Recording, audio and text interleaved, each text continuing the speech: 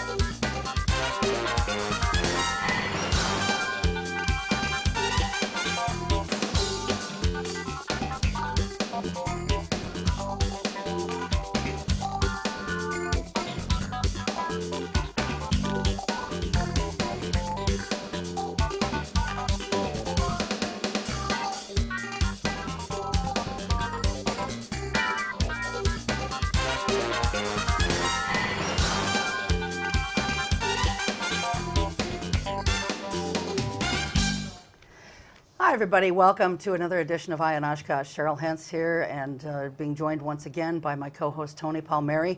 This is our second in a series of campaign candidate interviews for the upcoming fall election. In future weeks we will have interviews with some of the candidates who are having primaries. Right now we are talking tonight, excuse me, with Andrew Zuelke to my right, and to his right is Ronald Kane Hardy. He's listed on the ballot as Ron Hardy. Both gentlemen are running for the office of State Treasurer, and we're going to talk to them tonight and find out why they're running for office, why they're running specifically for this office, and what their issues are about the issues. So let's welcome them to the show. And Tony, thanks for being here again. Sure. This, by the way, is being done in conjunction with the Scene magazine, and certain excerpts from tonight's interview will be published in an upcoming edition.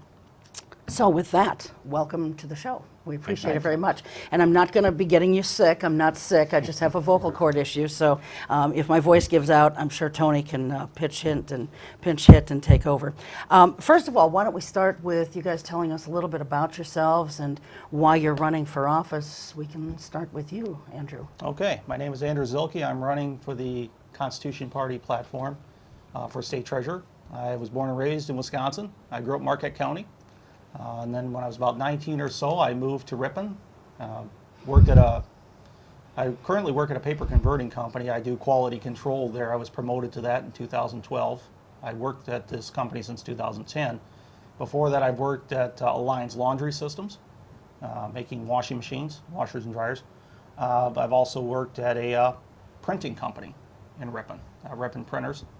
And I'm running for state treasurer because I want to protect this office from being gutted first, which has practically been done, and then being eliminated. I think people should have more choices on the ballot, not less, and they should have more say in their government, not less. So that's the main reason I'm running for this office, and to protect it so that it has more checks and balances against the legislature. Okay. Thank you. Ron? Thank you. Yes, my name is Ron Hardy. I am a librarian at the University of Wisconsin, Oshkosh. I live here in Oshkosh. I have a wife and 2 young daughters. I've been in Oshkosh for 10 years. I am currently on the Winnebago County Board of Supervisors. This is my second term on that. That's given me a lot of insight into the way government operates and a little bit of insight into this position as well. Why I'm running for this position, probably the first reason I'm running is because I've been working with the Green Party for a number of years, and I feel that it was important this year for the Green Party to be on the ballot across the state of Wisconsin. I've heard a lot of people frustrated when they can't vote. They believe in the Green Party platform, but they can't vote green. So this is an opportunity to give everybody in the entire state of Wisconsin the opportunity to vote green, to vote their values. Running for this particular position of state treasurer, I have to admit that I hear a lot of people say, well, I'd like to vote green, but I don't, I'll spoil the race for the Democrat or the Republican at the top of the ballot.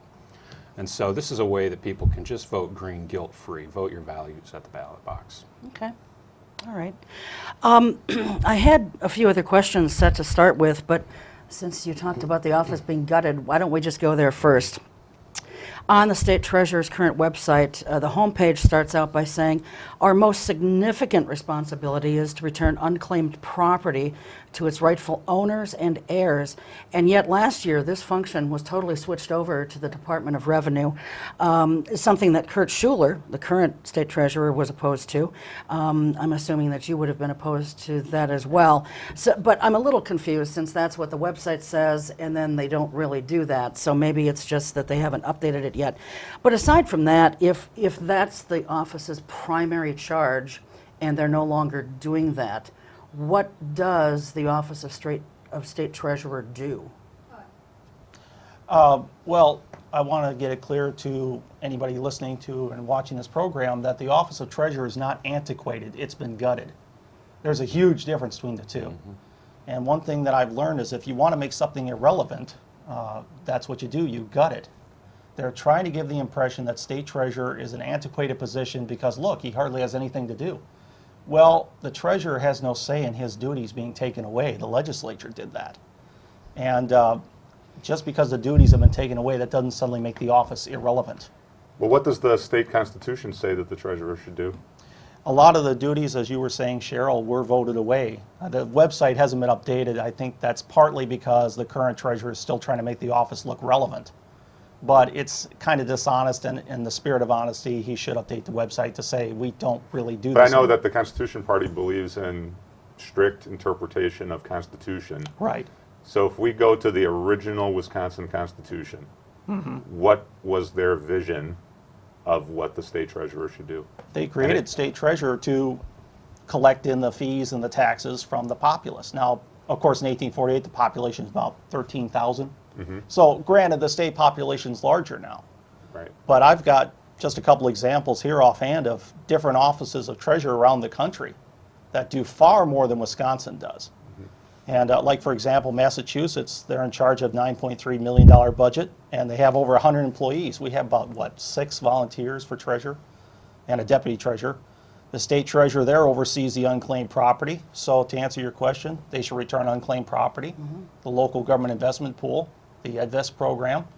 And another duty I think should be added is that the treasurer should be placed in charge and stewardship over the rainy day fund. Because if you leave it in the hands of legislature, some future legislature that maybe are a bunch of big spenders, they're going to look at this big pot of cash and say, oh, let's put it here toward this group that's going to vote for our party and help ourselves get reelected, and mm-hmm. let's put more money in this program, and then when there's a budget emergency, all the money's gone. Mm-hmm. But if they have to go through the treasurer, they've got to get his approval first. So that's an extra filter, check and balance. Okay.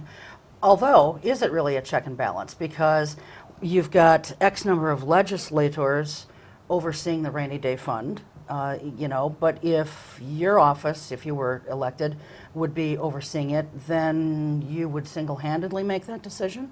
Or how would that be handled? This is how I think it should be handled. Let's say there's a budget shortfall. Mm-hmm. The legislature would go to the treasurer and say we need, let's say there's 300 million. I think there's about 300 million in there now.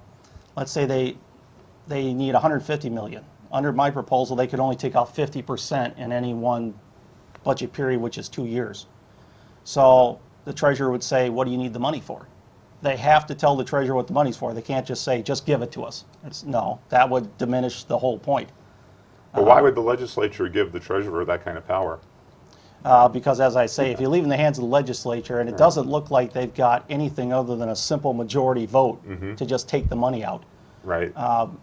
What do you think about that, Ron? About the treasurer exerting that kind of authority, if you will? I mean, well, to go back to the whole constitutional question, mm-hmm. I mean, essentially what they've done is strip this power, this position of all power that's not explicitly written into the Constitution. That's my point. And what's explicitly in the Constitution is very minimal, isn't it? Yes. They created the position. They indicated that the position serves on a committee, a particular board, mm-hmm. along with the Attorney General and the Secretary of State, which distributes funds from a land grant to local municipalities. But The only reason they haven't dismantled it completely is because it requires constitutional amendment to do so. And it's, you know, a long process. I think that a lot of people seem to want to do that. But the point is, Wisconsin is an aberration in this. In most states, the state treasurer actually has power and authority and over the state's finances. And there's a reason for that. It's checks and balances. When you have all of these functions moved under the authority of the executive, of the governor, you're just further consolidating power, and then the voters don't have the ability to select who they think should be the best steward for that money. Right. And you also have the potential where you have a single political party controlling larger and larger aspects of government. And I think that's a bad idea. Okay. If I could touch on a couple more things. Sure, real go quick. ahead. In Mississippi, for example, there's 15 different duties that the Mississippi treasurer oversees. And getting back to your question, though, Tony, the check and balance on the treasurer being too powerful is he can't spend the money himself. He's the steward of it. Right. It's like if you're in charge of a child's trust fund, you just can't take money out and go pay off your home mortgage with it and whatever you want. That's fraud. That's, you know, you go to jail for that kind of thing.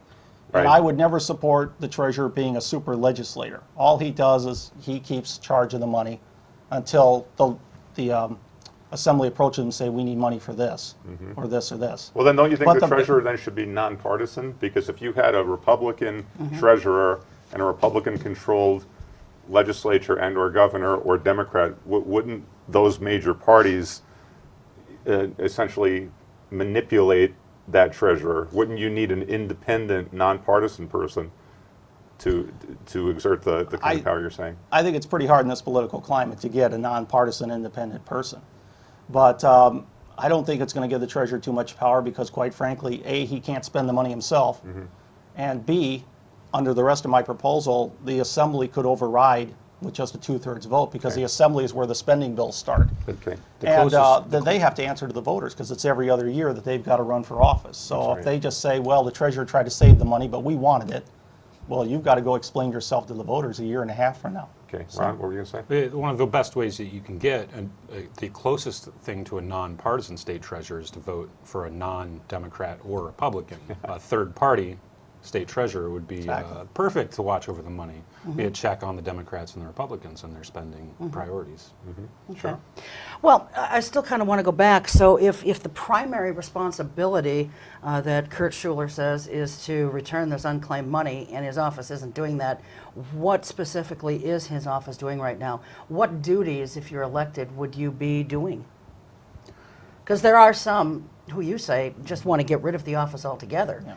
So Kurt Schuler ran on that platform himself originally. He said, you know, I'm going to run on the and the Republican before him as well. They all run on let's get rid of the position, but they don't have the power and authority to do that.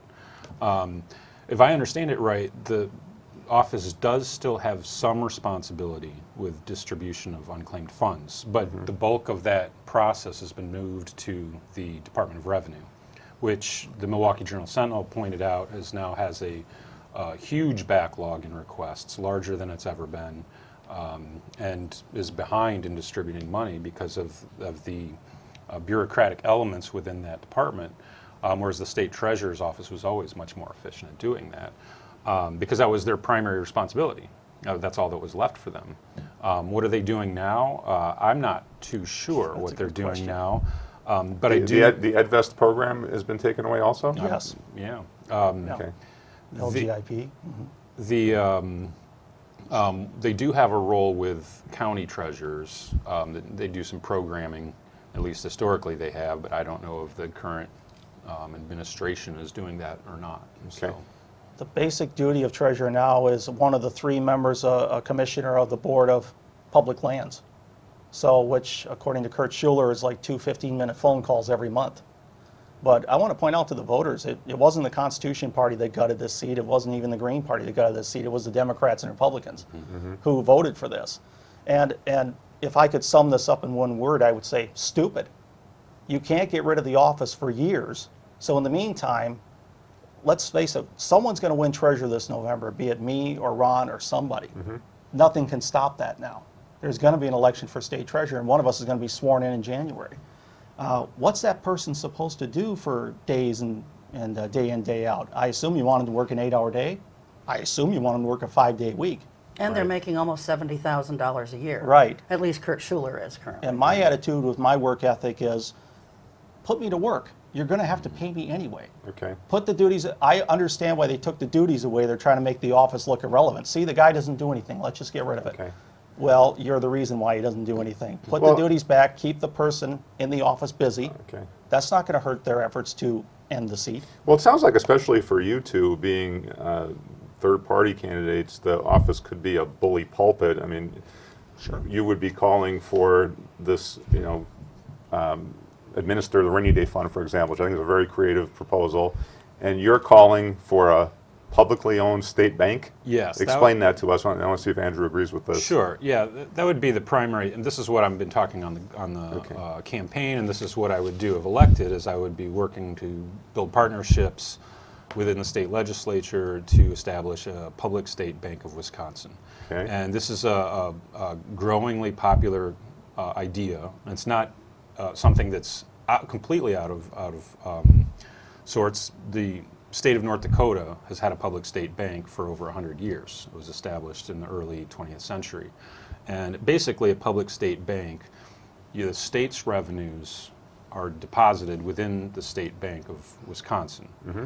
And then that money is essentially capitalizing projects such as issuing loans to targeted sectors of the economy that they want to grow, or even better yet, from my experience on the county board, we bond for projects, anything over $1 million, and you know this from the city council. If you're repaving a road and it's going to be a $2 million project, you might have $10 million in your rainy fund, but you still bond for the project for $2 million, and you do that at 4% interest. Right. By the time you pay all that back, you're probably paying $2.8 million back.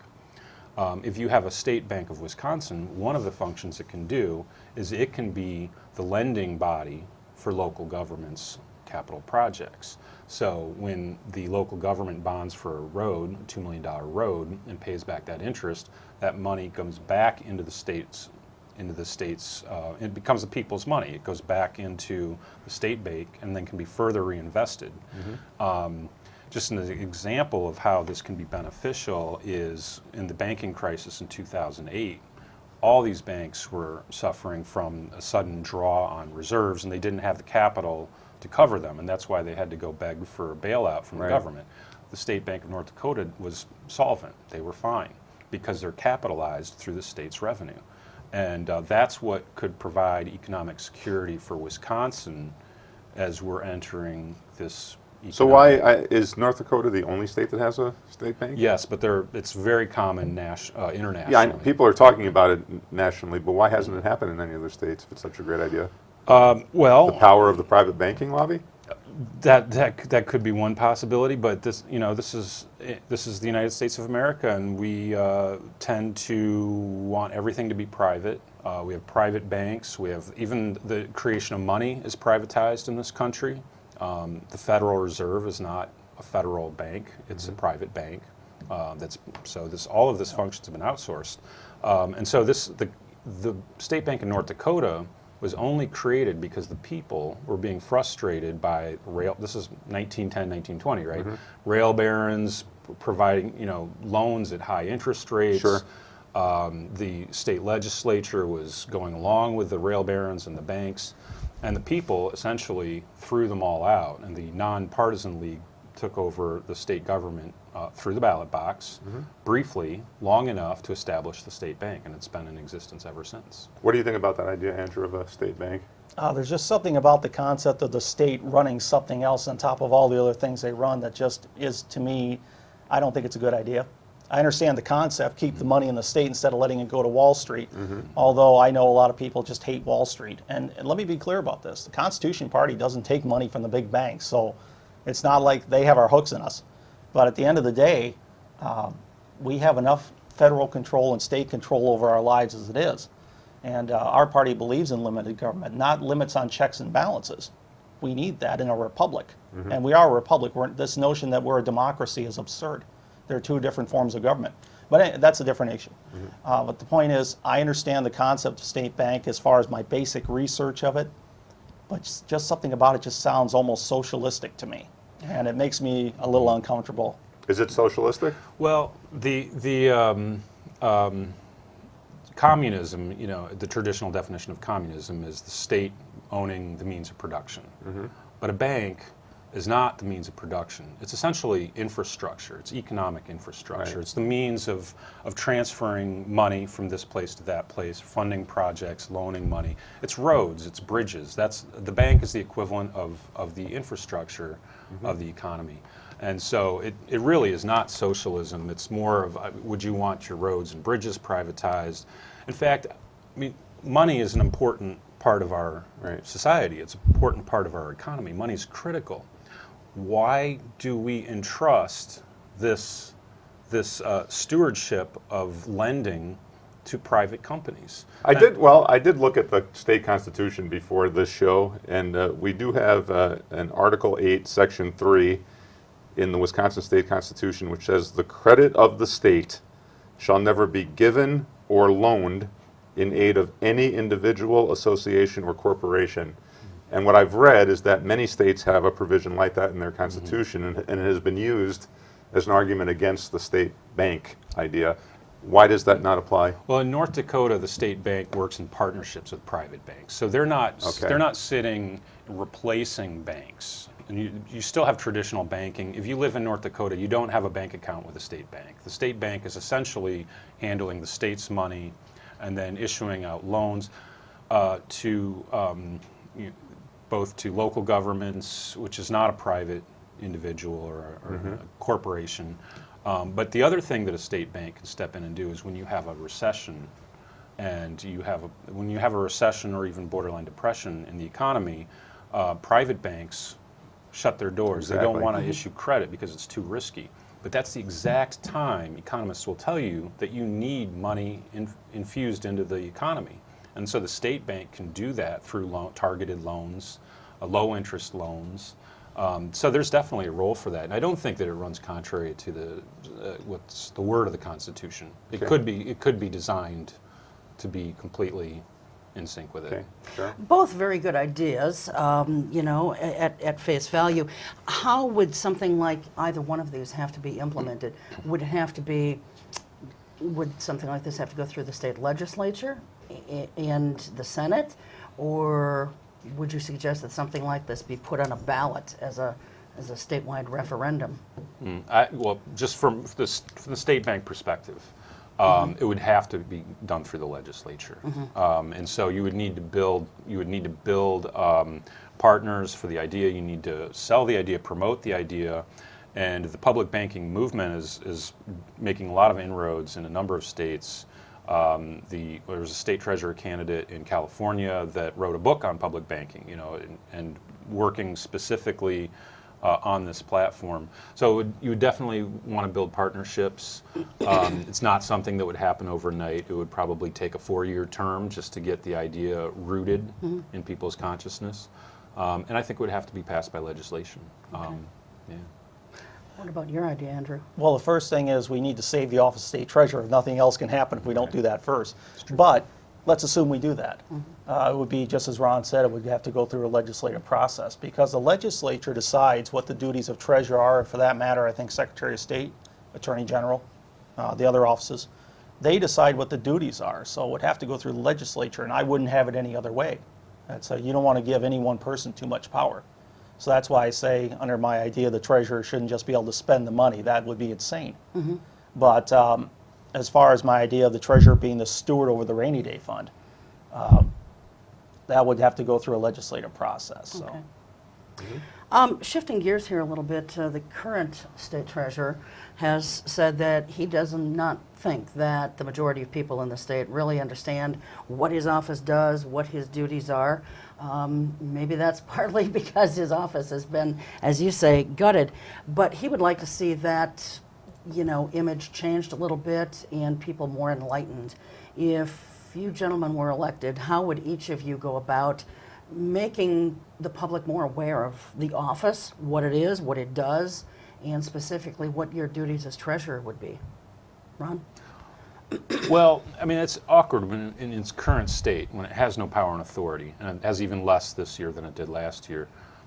the only thing you can educate the public on is how this office has been stripped of all of its power. So if the position actually had some of that returned to it, then it would be different. Then you would have something that you could talk to people about what the position does. I mean, I think there was just an article recently about the financial literacy in America is really falling behind other countries. And I think the state if, for example, I'm elected to this position, it has no power and authority, and I've got Midwest work ethic, just like Andrew. I'm not going to just sit around in an office and twiddle my thumbs. So why not go out and educate people about financial issues, economic issues, the way the economy works, the way banks work? You have a captive audience with schools, with civics classes. So there's a lot of avenues for doing that. And if you've got nothing to do in this position, except for those 2 15-minute phone calls a month, why not do that? That would be one means of outreach. The website is clearly another, but I think that's more of a passive means of outreach. I think better would be to actually get out in the community and talk to people about issues that matter to them, which is money in the economy, even though most people don't want to think about it. Right. So if elected, you'd be on the road, basically? Yeah, why not? Okay. Nothing to do in the office. Wait for those phone calls. Right. Well, one thing, quite frankly, is if I were talking to Lieutenant Governor Rebecca Clayfish, is I would ask her, why isn't the treasurer being included in the tax reform roundtables? Was he asked? I mean, the office still exists. I mean, why is he not being included? You know, a treasurer deals with money, revenue, money. I mean, they kind of go together. Sure. And my next question would be is why would you have a treasurer be outside of a revenue collecting agency? Imagine when you created Department of Justice here in Wisconsin, you said to the Attorney General, we're going to appoint a Secretary of Justice over this agency. We'll still have your office elected, but you'll be outside of it. People would have said that was stupid. I think the biggest way to educate people, Cheryl, about the office is to get someone from a different party elected to it. And, you know, people say, oh, you're just saying that to plug your party. That's true. And it would happen for this reason. The media can't hardly ignore that. It's been Democrat, Republican, Republican, Democrat all our lives. Now imagine if someone from, you know, even the Green Party or the Constitution Party were to get elected to the seat, it would send shockwaves through the state. There's no way Democrats and Republicans could wave that off and say, it's a minor office, nobody cares. Well, according to you, we weren't supposed to win at all. And the media would certainly latch on to that because they're always looking for the newest, biggest thing to report on. And watch So it's how like someone from an independent party winning a statewide office. We got to talk to this guy. And that's our chance to educate people about the office being stripped. And that's our chance to use the camera to get the message out there of why it's needed. Well, I think I'm sorry. Well, I was just going to say, you know, reporting on the elections usually lasts a week or so. Yeah. You know, and then it's yesterday's news and it's old news. So how would you sort of keep that momentum going? How would you keep yourself in front of the cameras? How would you keep yourself in front of the microphones and in the papers? I think you underestimate how easily it would happen if one of us were to win state treasurer other than Democrat or Republican. It's not like it would just quickly be forgotten. It's not some minor little thing like, this guy's been in the assembly for 10 years and 20 years and everybody thought he was going to win and he lost. That's the kind of thing that people would say, well, he lost, let's move on. Some new fresh face beat him. This is a statewide office and someone from an independent party winning a statewide office. I don't think that's the kind of thing that would just be forgotten. Well, it's all, I don't know. I tend, with respect, I disagree because I've worked in media for a lot of years, 3 decades, and you know, an office that virtually nobody knows anything about, and we've all agreed to that. You know, I think it may be a couple of weeks, but after that, there's going to be other news popping up, and I don't know that the fact that, you know, a Constitution Party candidate or a Green Party candidate winning is going to stay at the top, you know, above the fold in the newspapers and everything else. So what would you do to educate people about the office? Well, if that were the case, Cheryl, then use the time frame you have to educate people while the cameras are still on you. Use that window, however, if you think it might be brief, however brief it might be, to do that. And then what? And also, too, just think what this would do for the party whose guy got elected. First of all, your party's name would get out there, and then people who never heard of you before will start taking a look at you, even if just for a few minutes, and they'll say, oh, this party's platform is kind of my values. I'm gonna see about maybe joining this party, or at least looking at what they're doing in the state. And the party will start growing. Whoever's guy wins that seat, their party will start growing, and then they'll start educating people. All right.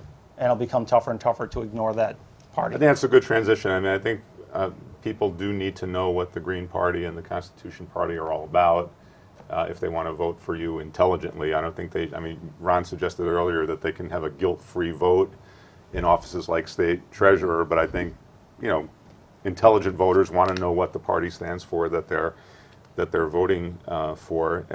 In interest of full disclosure, I've been active in the Green Party. Why don't you tell people what the Green Party stands for? Sure. If I can have one quick follow-up about Sure. the implications when Jesse Ventura with the Reform Party was elected governor of Minnesota. Admittedly, that's a higher office. The Reform Party's national reputation became huge, and actually Minnesota has a strong tradition of third-party independent parties. Right. The Green Party is active in Minnesota. The Green Party is an international political party. It's been in existence for 30-some years in different parts of the world and in different parts of the United States. Essentially, the Green Party began as an umbrella political organization over different disparate movements. The anti-war movement, anti-nuclear power movement, a number of different social justice movements, the environmental movement, and essentially grassroots democracy is an essential concept that people have a control and say over what impacts their lives. It really began in parts of Australia. It became established strongly in Germany and in the 70s, and it's been growing in Europe and other parts of the world quite strongly. In the United States, it's been a little bit hampered because of the really strongly established two-party political system, which is a reflection of the winner-take-all elections that we have here in the United States and in the United Kingdom. And in these two countries, the Green Party has struggled because of that system. Right. But while just to our north in Canada, the Green Party has elected a member of Parliament in Right. Elizabeth May. There was one elected in the United Kingdom. But what is it about the Green Party that makes it especially good for, say, a state treasurer office? Are there any green values that would especially Sure. make sense in this Sure. office? I mean, the generalization about the Green Party is, oh, you're just environmentalists. You know, what you worry about climate change. What does this have to do with money? Right. The Green Party platform is obviously much richer than that and deals with a number of issues with economic justice, issues with progressive taxation. But again, this position has no power and authority. But it is an opportunity to educate people about the different issues and platforms. But primarily, we're talking about the state bank. But if given the opportunity, we have other things we can. Because you said they stand for grassroots democracy, and Andrew said before that we're not a democracy. Right, grassroots democracy, that's small d democracy. So the idea, for example, that a person elected to office should be close to their constituents, that the people have a say. And like county board is a perfect example. I have 7,800 constituents. They're all in a tight neighborhood. I can walk the doors. I can talk to as many as that are home at the time. You don't want government closed to public participation. You want to try to expand and increase public participation so that people are invested in what's happening to them. Right now, I think there's a serious divide between the way government operates and the needs of the people. But don't you think, Ron, that the majority of people, and I don't agree with the majority of people on this, but don't you think the majority of people would say, look, the legislature composed of Democrats and Republicans took away the powers of this office. They're not giving those powers back. The office makes around $70 grand a year plus benefits. Wouldn't the average guy in the street say, wouldn't it make sense to get rid of that office? Yeah, I mean, I think the prevailing attitude is to not pay attention at all. Nobody is even looking at this, right? They're not looking at this race. They're not looking at this office. They're not looking at what the state legislature's doing. They're not looking at what the governor's doing. But my point is, when I've been active in the Greens running, people would say to me, Tony, you believe in grassroots democracy until the grassroots disagrees with you. I see. Then all of a sudden, so I mean, I suspect that the grassroots might say, this office is not doing anything. get rid of the office. So Yeah. wouldn't you need a massive educational effort to educate the grassroots? I think what you're talking about is essentially a majority. The majority of people in a democracy believe one thing. Right. And you should do that. That's grassroots democracy, right? Grassroots democracy is more dealing with people having a say and control over what impacts them locally in their community, and when we're really talking about, for example, local initiatives, local control, and the state currently stripping local municipalities of making ordinances, minimum wage, for example. When Madison or Dane County tried to raise their minimum wage, the state government, under a Democrat, Jim Doyle, stripped away the ability of local municipalities to raise their minimum wage over the state level. Right. I mean, that's denying local municipality control over something that impacts them personally. Okay. And that's wrong. And so that's the kind of thing that grassroots democracy represents. Tell us about the Constitution Party, Andrew. Well, the Constitution Party, as I said, believes in a republic form of government, which is rule of law. Democracy is mob rule. That's why we wouldn't support it. The Founding Fathers didn't support it. In fact, one of my favorite quotes was a democracy never lasts long. It eventually wastes, exhausts, and murders itself. There's never been a democracy yet that has not committed suicide. And the problem with the democracy is the bigger your unit of government gets, the more difficult it is to get people to agree. But the main thing is, under a republic, you have certain rights that can't be voted away by the mob. I'll give you a classic example. If you're accused of a crime, wouldn't you want the jury's verdict to be unanimous? If we follow democracy, it's a simple majority vote. If 7 of the 12 think you did it, you're done. Right. But Andrew, when I went to the Constitution Party website, and in a prominent place, I think about the party, it almost sounds like your party believes in a theocracy. I mean, the first sentence is, the Constitution Party gratefully acknowledges the blessing of our Lord and Savior Jesus Christ as creator, preserver, and ruler of the universe and of these United States. Jesus as the ruler of the United States. Doesn't that sound like you guys want a heavy religious component in government? Never. Well, then what does that sentence mean? What it means is that the people who get elected to government believe in something greater than themselves. They don't just believe that man is the ultimate authority. And we've seen the atrocities throughout history of what happens when man thinks he's it, and he imposes his will on the people. But I want to be very careful here. Okay. The Constitution Party would never support a theocracy under any circumstances. I'll give you an example. I'm a Lutheran. If someone were to come out and say, we want to make Lutheran the official religion of America, I guarantee you the Constitution Party would fight that to the end. I know I would. Because what happens under theocracy is you have to believe in a certain God, believe a certain thing. My belief and the party's belief is it's not real faith if it's forced. If you make people go to church, if you tell people if you don't go to church, we're going to fine you, and we're going to do this and this to you, well, it's not real faith because they're only going because they have to. But when your party says Jesus Christ is the ruler of the United States, then you do believe that the United States is a Christian nation.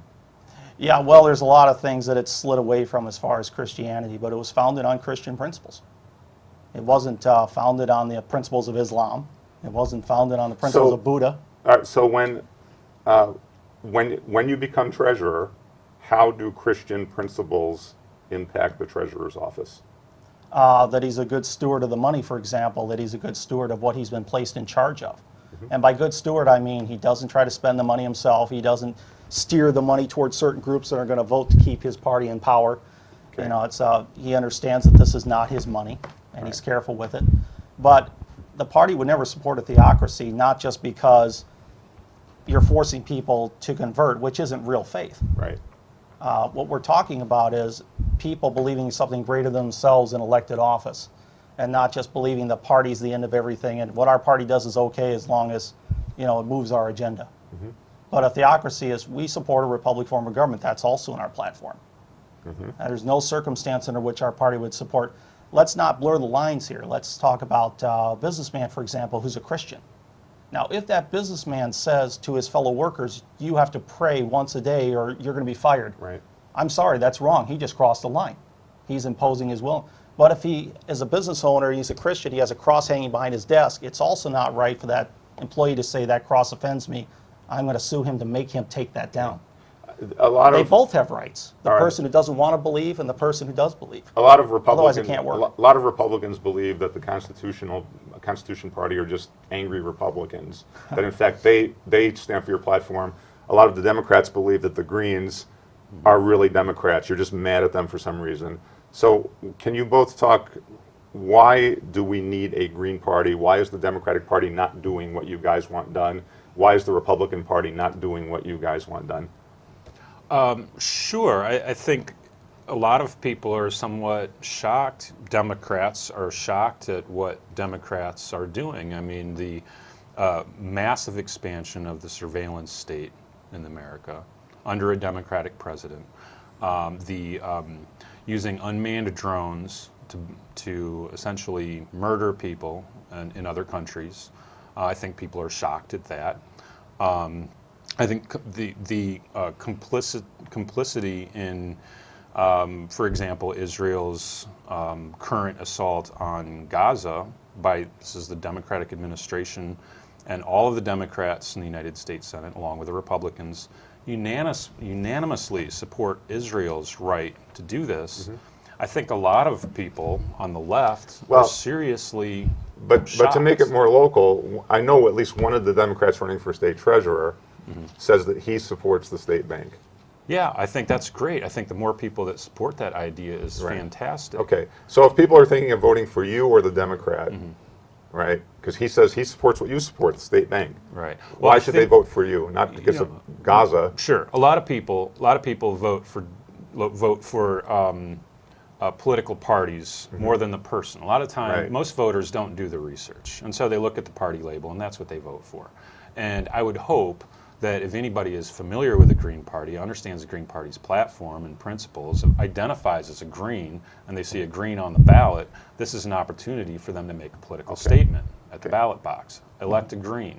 Put your values in office. It might not be the top office, but why should we always be running for the top instead running for a position that's actually winnable? Okay. Like on the County Board of Supervisors, it's a winnable election. Sure. Why is the Republican Party not doing what the Constitution wants, the Constitution Party wants? Okay. Before I get to that, I want to touch on one more thing you said about theocracy. What we're saying when we say about Jesus as the ruler and creator, what we're talking about is if we get elected to offices, this is how we're going to vote. We're not telling people that now you have to believe this. No, that we're just telling people up front in the spirit of openness and honesty, we're a Christian-based party and we're going to vote a certain way based on the teachings of Jesus Christ, yes. But also we understand But that's not a very big umbrella, is it? If there are people out there that are Jewish or Muslim or Buddhist, and you say we're Judeo-Christian based, yeah. Right. But this party isn't for everybody. You know, I believe in the freedom of association. Right, okay. And that's one of the tenets of the Constitution Party is we understand we're a political party. And I've said this when I was the former state chairman of the Constitution Party of Wisconsin. I said we're not the first church of Kapow. We're not here to establish missions. We are here to get people elected to office who politically want to see us return to the Constitution, specifically Article 1, Section 8. You know, people believe the Constitution Party, if you guys were in charge, you'd shut the federal government down and nobody'd ever help. That's not true. Article 1, Section 8 gives a clear grocery list of all the things the federal government may do. So, well, lots of Republicans, when they run for office, say a lot of what you're saying. Are they just sellouts? I mean, why isn't the Republican Party the vehicle for what you believe in? Let me get to your specific point. The Republican Party will not follow the Constitution. They've proven that. For example, the Republican Party, like the Democrats, will never get rid of the Federal Reserve. This bank, if we don't get rid of this, it will financially cripple our civilization. No less than that. I absolutely believe that. My party has been against the Fed from the beginning.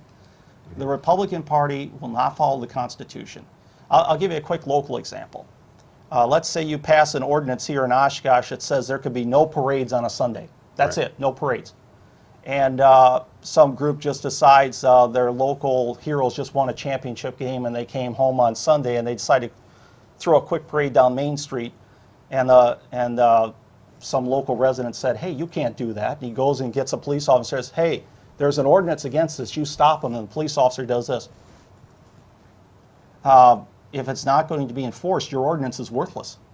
If we elect people to office who are not going to obey the Constitution and say, this isn't in Article 1, Section 8, we can't even talk about this, this is a local issue. This is a state issue, we have no business talking about this. This is an abuse of federal power, we're taking too much power. If you're not going to elect people on the Republican side who are going to follow the Constitution, then the Constitution's just words on a piece of paper. The whole point of electing senators and representatives is they understand they have certain duties, certain things they can do under the Constitution, and that's it. Not this notion of, well, if the people want it, well, that's democracy again. That's mob rule. There comes a point where you have to say there's certain powers I have. It's like the head of a corporation. Head of a corporation's powerful, but he can't just do anything he wants because somebody hired him, which means somebody owns that company. Okay. His power is not unlimited. And that's the Constitution Party understands the Republican Party is voting for a lot of big government things like Democrats. They're voting for more spending like Democrats. At the end of the day, they're becoming carbon copies of the Democrats, trying to say, hey, we'll spend more on this social program than you will, than the Democrats will, so vote for us Republicans. Well, that's just going to make the government bigger. It's the difference between going over the fiscal cliff at 100 miles an hour and going over the fiscal cliff at 80 miles an hour. We have to have people elected to office who will say, this is what the Constitution says we can do, and that's it. Otherwise, we have different units of government, state government, local government, municipal, township, and they all have their certain powers. Okay, Cheryl? You've mentioned mob rule a couple of times. Can you explain specifically what you mean, Andrew, by mob rule? Exactly, certainly. I'll give you two classic examples of people's rights being voted away by a simple majority vote. Wetlands laws, Endangered Species Acts. Under these laws, if the government wants to set aside your property, that's it. Now you can't use your land, even though you still own it. That's mob rule. There's this mentality that in Washington, it's probably this way in Madison, that once 51% of the people vote for something, that's law. It's like, not if it's unconstitutional, it's not, because that gives them too much power. So you have the right to own private property. You know, people could say, well, that's your opinion. That's not my opinion. It's in the Constitution. It's in the Bill of Rights. You have the right to own private property. And your property can't be taken away from you unless there's due process, which means, say, for example, you stole the property. And they take you to court and they find you guilty. Now they can give the property back to the rightful owner. Under democracy, if the majority in Congress says, we're going to have a law that we can set aside land and preserve it for future generations, and oh, you can't use your land now, and if you try to use it, you'll be fined, maybe even arrested. They just violate this person's constitutional rights. But the Constitution, you would agree, does allow government to take private property for public purposes, right? That is in the Constitution. Right, through eminent domain. Right. And even that's been misused. Right. There was a case. It's been, right. The Connecticut case where if you're going to take land, you have to pay the fair market value. And the Constitution Party is not against eminent domain. Okay. Don't misunderstand me. As long as it's used correctly. It has to go for a public use, such as we got to build a road through here. Your land's in the way, we can't go around it. It's got to go through here. Okay. But you can't take it and give it over to a private developer and then say, well, but he'll be able to pay more taxes than you as a homeowner. So that's a public, no. That's a misinterpretation of eminent domain. But you're right there. Has there ever been a Democrat on your side or a Republican on your side that had it right? Like would FDR have been closer to what the Greens stand for? Would Reagan have been closer? Who would be one Republican for you that at least came close to what the Constitution stands for? So I'm sure you've voted for Republicans in your life. I'm sure you have voted for Democrats. So I want to get a sense of what kind of individual out there you have supported in your political background. Now, let's start with you. Who would be a Democrat that is closest to the Green? I haven't thought about that in a while, and it's not a question I would really. Let's see. What Democrat? I think that a Democrat that listens to the people and is willing to put the people's interests before the interests of corporations, of lobbyists, of bankers. So, like someone like Elizabeth Warren. Well, I wanted to say Bernie Sanders. Bernie Sanders. But he's not a Democrat. He's an independent. Okay. So, I mean, an independent Democrat, maybe. Right. Elizabeth Warren speaks very strongly on a lot of issues. She's a senator from Massachusetts. I mean, it's hard to get the whole package out of anybody. I'm not going to be the whole package for anybody. So you take, given that, I think Elizabeth Warren has said some great things, and there's other Democrats. Have there been Republicans that have had it right, in your judgment? Pardon the pun. There's been some Republicans that looked good at first, and then they went soft. And for example, Reagan had some good things. Don't misunderstand me. He did some good things. But at the end of the day, he voted for budgets that increased, but he had a Democrat Congress to work with. I understand that. I don't want to start naming names of Republicans because, quite frankly, we're a completely different party. Right. And by the way, Tony, I have a bone to pick with you. Okay. You insulted me earlier when you said that our party's like a poor man's version of the Republican Party. You basically refer to me as a Republican. I find that insulting. Did I say that? Well, I'm giving you a little bit of a hard time. But the point is, the Republican Party is nothing like the Constitution Party for one simple reason. They're not going to follow the Constitution. You can get a few in there. Don't misunderstand me. There will be a few in there who will say this is what the Constitution says we can do, and we'll do that. But it was also the Republicans who gave us TARP, which the Constitution Party Right. opposes. It's not right to use public money to bail out private businesses. That's public money for public use, the building of roads, paying public workers, maintaining public buildings, things like that. Even if you give it as a loan, that's not what it's for. Okay, Ron? Yeah, I think there is this misconception that we're just alternative versions of Republicans or Right. Democrats, but I don't think that's true at all. I think with the Green Party, I've seen a lot of members that have actually left the Republican Party. There's a lot of people who have never been involved with any political party, or especially not the Democrats or Republicans. It's just a different way of looking at politics. And I think today, young people are much more willing to look at the political spectrum that's out there I agree. and select based on looking at the platform, looking at the ideas, looking at the candidates, and selecting a different political party. I don't think so. There's a lot of room for growth for third parties. Okay. We're down to about 7 minutes, maybe even a little bit less. So I've time just, flies. it does, doesn't it? And you guys thought we wouldn't have enough time to, enough stuff to fill. Did we answer your question earlier? Didn't you have a question? About? I don't remember anymore. No, I think the questions have Okay. pretty much been answered. Go ahead. But I have a few short questions here that hopefully we can fit these in before we end here. Polls show that most voters don't really think government works. In a lot of cases, they don't even know how government works. If elected, what would you do to reform the underlying structures and systems, at least those within your own purview of the office, that seem to be a major cause of that misunderstanding? Well, first thing is we just need to elect people who are going to follow the Constitution, but you were talking about things that we have control over. So our party is getting to more local events, and that's key to getting our face out in front of people. Getting candidates on the ballot is key because before you have candidates, you have your state chairman, and he's the face of the party. But once you have candidates, the candidates become the face of the party because they're the ones out there carrying the party banner and saying, this is what our party believes, and if you share that, then I'm running for this office, vote for me. That's another thing we can do is we just need to get more candidates. That's all there is to it. Okay, Ron? That's the single best thing. What would I do in this position of state treasurer? Well, yeah, what you can do, Yeah. you know. I think if the voters of Wisconsin put a Green Party candidate in this office, I will guarantee that there will be something exciting happening in state government for people to pay attention to. I mean, monthly, it's a bully pulpit since it has no power. You can be bringing up issues of economic justice, the state bank issue. You can talk about the minimum wage issue, the 15 Now movement. There's ways that there could be some excitement brought back into state government because you're right. Nobody pays attention. Okay. Nobody seems to care. Another thing, too, quickly, if I can jump in, is to bring up issues Democrats and Republicans don't want to talk about, like the Federal Reserve. Absolutely. Now, I know we're running for statewide office. I understand that. I want people to think, well, he knows he's running for state office. Yeah, I know. But the point is, the Federal Reserve impacts all of us. So, and this is an issue. So you bring up issues the two parties don't want to talk about, Okay. and we certainly do. All right. Do you think eliminating obsolete laws, regulations, and bureaucracies would help reduce wasteful spending in state government? And if so, how would you recommend doing it? Eliminating wasteful. Wasteful spending in state government. Definitely want to eliminate wasteful spending, but when you talk about bureaucracies and regulations, you need to look at those carefully because in some cases it's the removal of regulations that causes wasteful spending. So you need to, it's a thin line you're walking there. Okay. Andrew?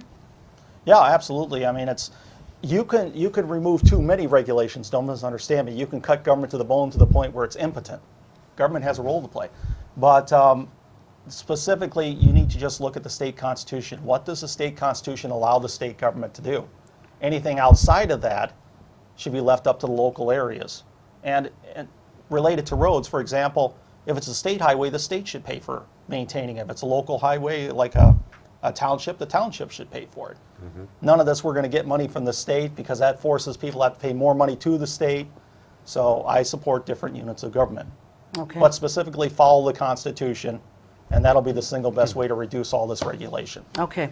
Now, I've read somewhere about a bipartisan reform group somewhere else in the country. It's called the Common Good, and they have proposed the creation of a state spring cleaning commission. Now, that commission would be made up of experienced managers, independent citizens, and so forth. It would identify and work to eliminate outdated laws, regulations, and bureaucracies. Would you support creation of such a commission? Yeah, from that concept, sounds great. There was another, I can't remember who it was, some talk show host said that there was, what he would do is for every one new law you pass, you eliminate 2. And I think that's a great idea. That would certainly, well, at this point, it should be for every 1 law you pass, eliminate 5. But anyway, because we got catch up to do. But yeah, I support the concept, yeah. Yeah, there's definitely laws on the books that are very outdated, and that kind of cleanup is the kind of thing that the state government never seems to pay attention to. Okay. Talking about sunset provisions, do you think that every new state program that is created should have a maximum sunset provision? Or, and if so, you know, what should that amount of time be?